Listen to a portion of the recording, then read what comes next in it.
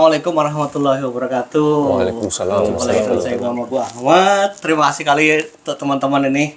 Ini teman lama. Masya Allah. Mas Andi Haruhin dulu pernah ke sini waktu ekspedisi yang pertama Gorontalo to Mekah. Ini Pak siapa ini? Pak Akbar. Saya dengan Akbar dari Makassar. dari Makassar. Ya, saya ikut pada ekspedisi kedua di lintas negeri Indonesia to Mekah. Masya Allah. Terima kasih sekali udah mampir di rumah kami. Semoga saya mendapatkan kelimpahan berkah Amin, amin. dari orang-orang yang dalam perjalanan, katanya doanya itu dikabulkan itu. Jadi minta doa Safar nanti. ya, orang safar. Insyaallah Di kami doakan. jalan doain yang baik-baik lah, insya Allah. Insyaallah. Baik di dunia dan akhirat. Amin, amin, amin. Saya pengen ini sedikit ngobrol nih, 5 menit lah kalau Insyaallah. ini Oke. perjalanan kedua kan ya? Ya, jadi alhamdulillah di perjalanan kedua ini karena memang sudah tidak ada COVID lagi ya. Dan waktu perjalanan pertama terkendala dengan COVID. Dan alhamdulillah di perjalanan kedua ini kami dimudahkan. Ini sudah kurang lebih sekitar hampir 4 bulan kami sudah tiba di Al Ain, Masya Allah. Terima kasih banyak Pak. Dan insya Allah belajar dari pengalaman sebelumnya, insya Allah kami bisa lebih cepat masuk di Saudinya dan insya Allah bisa mudah untuk mengurus haji gitu ya. insya Allah. Kalau dulu niatnya haji, kemudian jadinya umroh. Iya, karena memang terlambat masuk dan Terlambat masuk. waktu itu juga sempat diurus dibantu oleh KBRI Abu Dhabi waktu itu. Qadarullah, belum berhasil. semua adalah takdir Allah, atas izin Allah. Insya Allah kami berdoa bersandar kepada Allah tentunya untuk bisa berhaji di tahun ini insya Allah. Jadi amin amin insya Allah. Jadi persiapannya lebih matang dan insya Allah untuk tahun ini bisa ya, bisa masuk ke Saudi dan haji lah. Insya Allah. Kalau Pak Akbar pertama kali? Iya, alhamdulillah saya ini pertama kali dan saya cukup terkejut ya masuk negara-negara Timur Tengah ya. Gimana, terkejut kenapa? Terkejut tuh ternyata tidak segersang yang saya duga. Oh, gitu. Jadi negara Timur Tengah itu sekarang udah hijau banget. Semua di pinggir-pinggir jalan itu penuh dengan pohon-pohon yang hijau. Kalau kami dulu di Indonesia pikir kalau Timur Tengah itu gurun semua kan. Ternyata enggak juga. Kemarin saya pagi itu kalau tiap Jumat saya masuk sore kayak gitu. Jalan-jalan foto-foto di kota dikirain Bandung. Ya.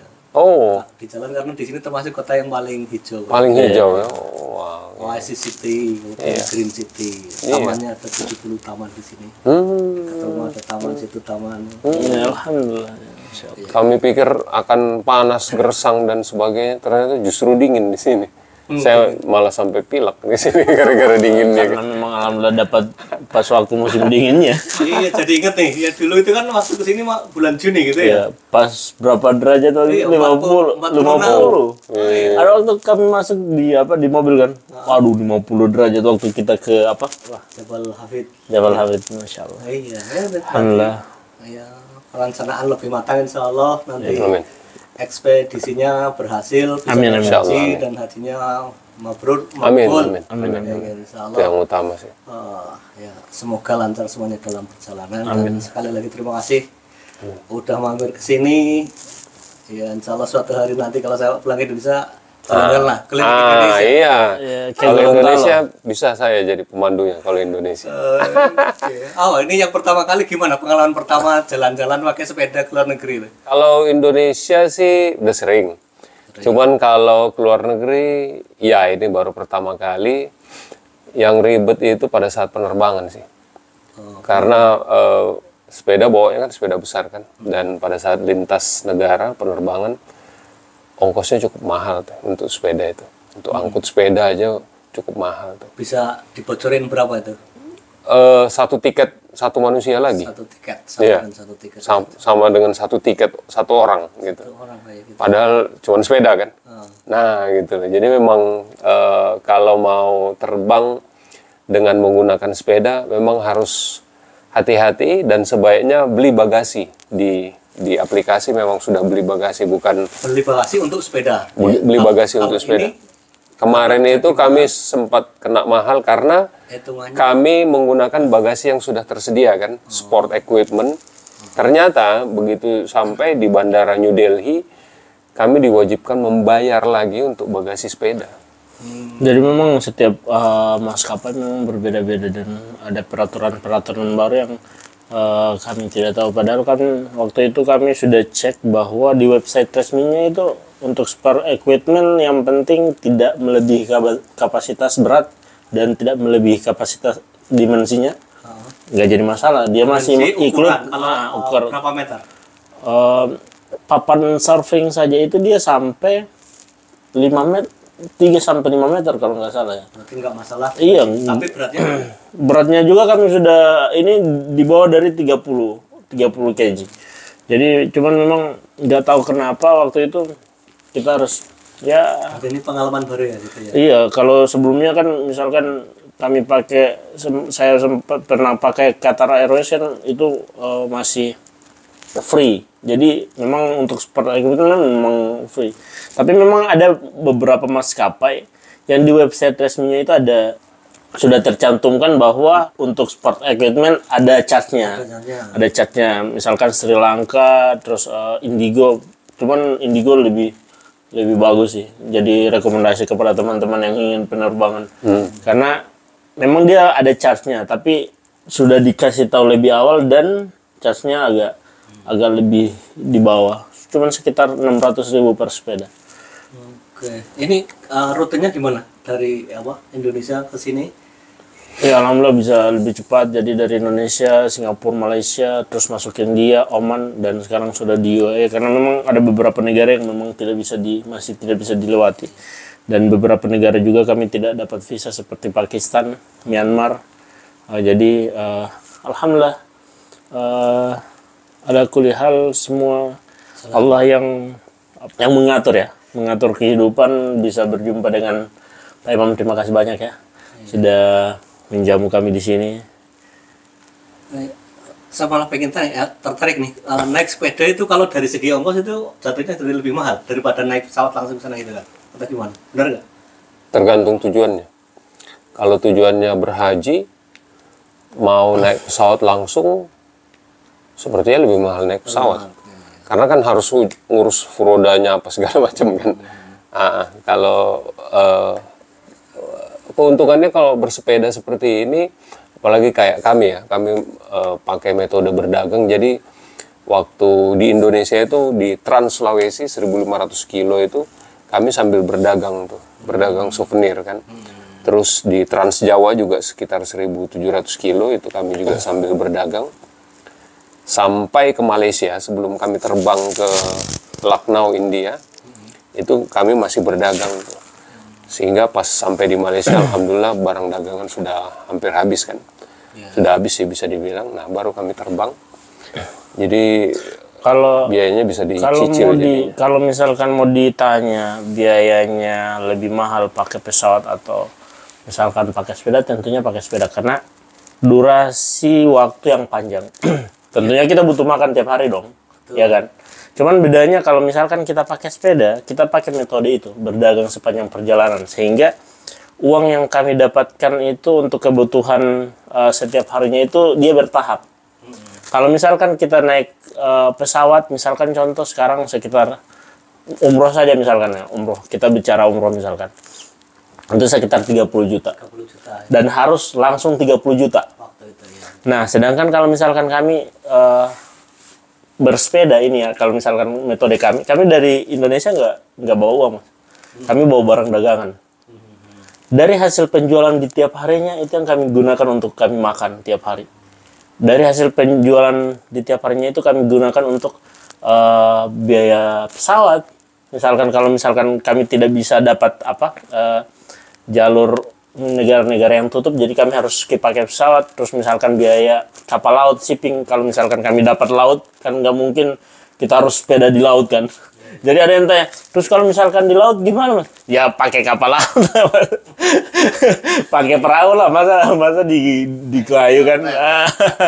Jadi orang berpendapat bahwa kalau misalkan bersepeda itu ya harus sepeda terus, enggak juga. Jadi sepeda itu hanya salah satu wasilah kami untuk bagaimana bisa sampai ke Baitullah kan.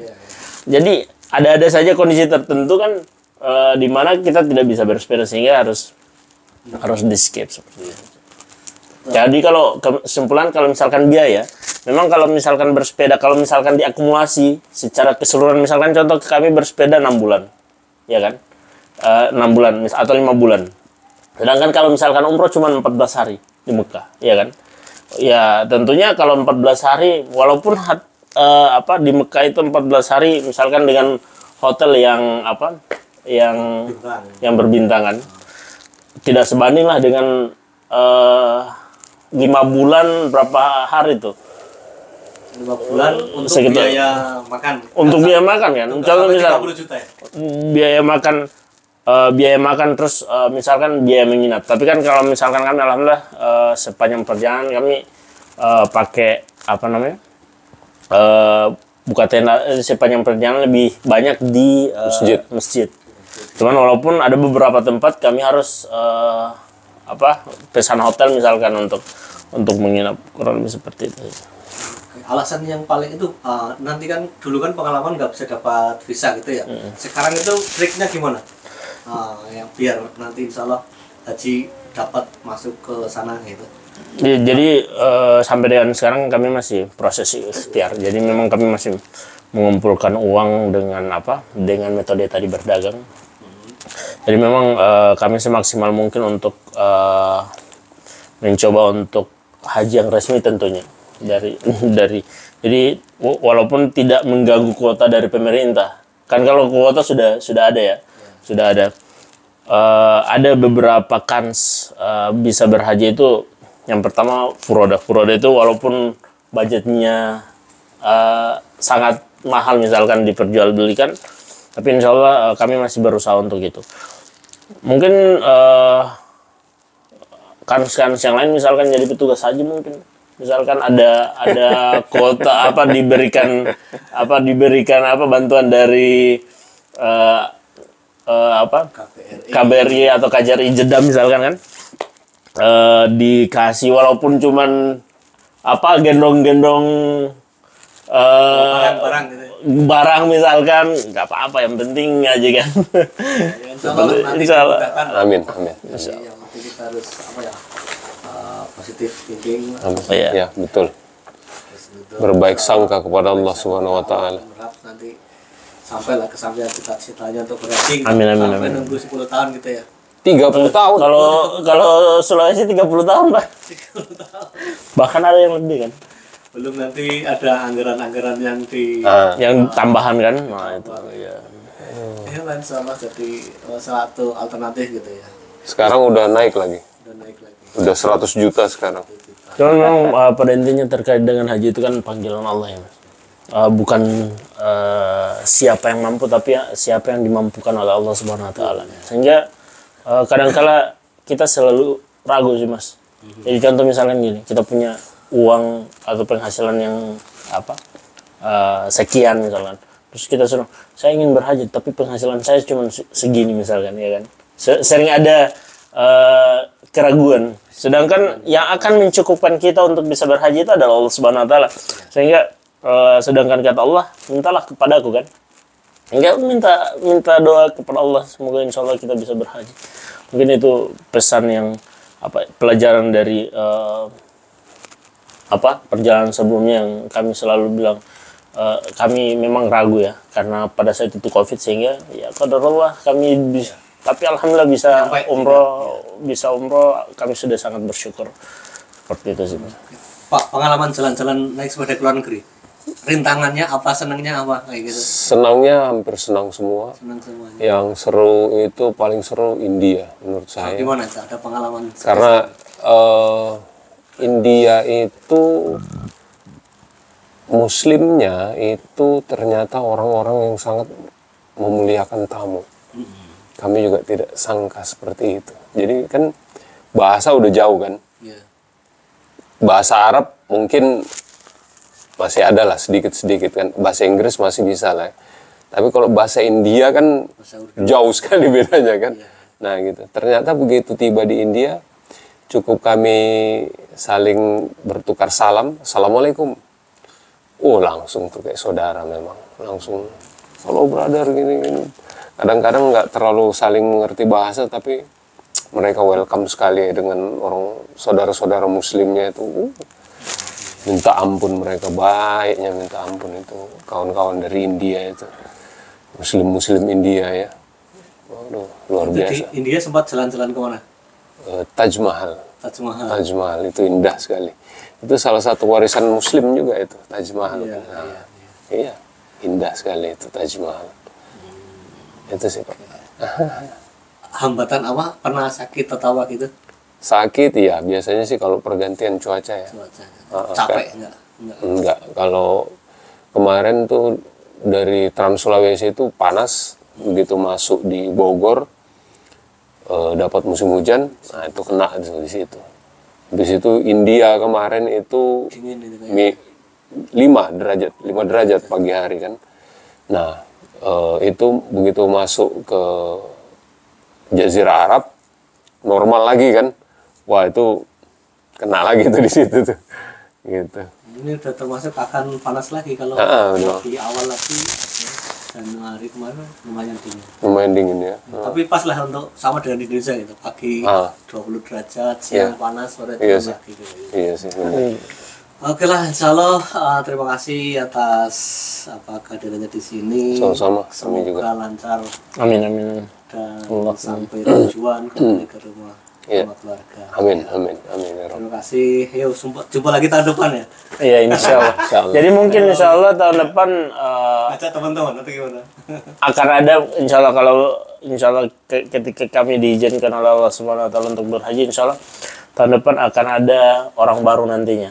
Nanti insya Allah kami bisa bantu untuk dari segi persiapan sampai dengan berhajinya insya Allah. Ini Seperti jadi itu. pionir lah untuk cari pengalaman bagaimana trik-trik bisa masuk sini sana sini dan alternatif perjalanan. Kalau tahun depan Om Imam aja yang ke Indonesia, kita jalan-jalan di Indonesia Keliling aja. Indonesia. Ah. Siap, ya ini teman-teman.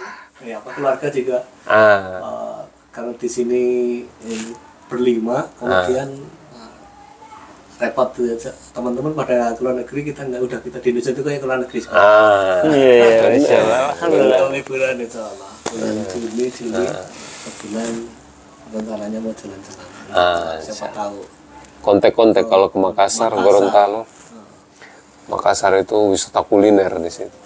Bukan. Tentunya kan mengucapkan syukron jazakallahu khairan. Itu adalah kata yang terbaik insya Allah untuk membalas kebaikan seseorang. Insya Allah Allah yang akan membalasnya insya Allah dengan balasan terbaik. Terima kasih sudah menjamu kami di sini, Pak Imam. Cuma sebentar sayang ini. Semoga Allah balas. Ada 1 jam. Insya Allah dengan waktu yang sangat singkat ini yang menjadi saksi di hadapan Allah Subhanahu Wa Taala kelak insya Allah kita diperjumpakan di surganya Allah Subhanahu Wa Taala. Insya Allah. Oke, terima kasih. Jazakallah khair. Saya kalau mau kesini lagi silakan. Insya Allah. Tapi jangan kapuk-kapuk ya. Tinggal di sini. Tidur di sebulan. Insya Allah. Insya Allah. Jadi teman-teman yang di Indonesia yang mau ke lain bisa langsung datang ke Iya, senang sih. Insya Allah. Di sini rumah untuk mampir-mampir banyak orang jadi senang. Walaupun sendiri, pokoknya welcome dari mana saja dari Indonesia. Masya Allah. Silakan datang ke rumah main. Amin, amin. Terima kasih Pak Akbar. Ya, sama-sama Sehat Om selalu, Imam. lancar. Amin. Oke. Amin. Jadi terima kasih ya teman-teman. Tentunya mohon doanya teman-teman agar perjalanan kami dimudahkan oleh Allah Subhanahu Wa Taala, bisa sampai ke Baitullah, bisa beribadah haji di 1445 Hijriah ini insyaallah. Dan kepada teman-teman yang belum pernah melakukan ibadah umroh atau haji, kami berdoa kepada Allah Subhanahu Wa Taala agar bisa beribadah haji dan umroh insyaallah dimudahkan. Dan kepada yang sudah pernah insyaallah Allah mudahkan lagi untuk bisa datang ke Baitullah. Amin, amin. Terima kasih atas doanya. Terima kasih. Sampai ketemu lagi. Amin.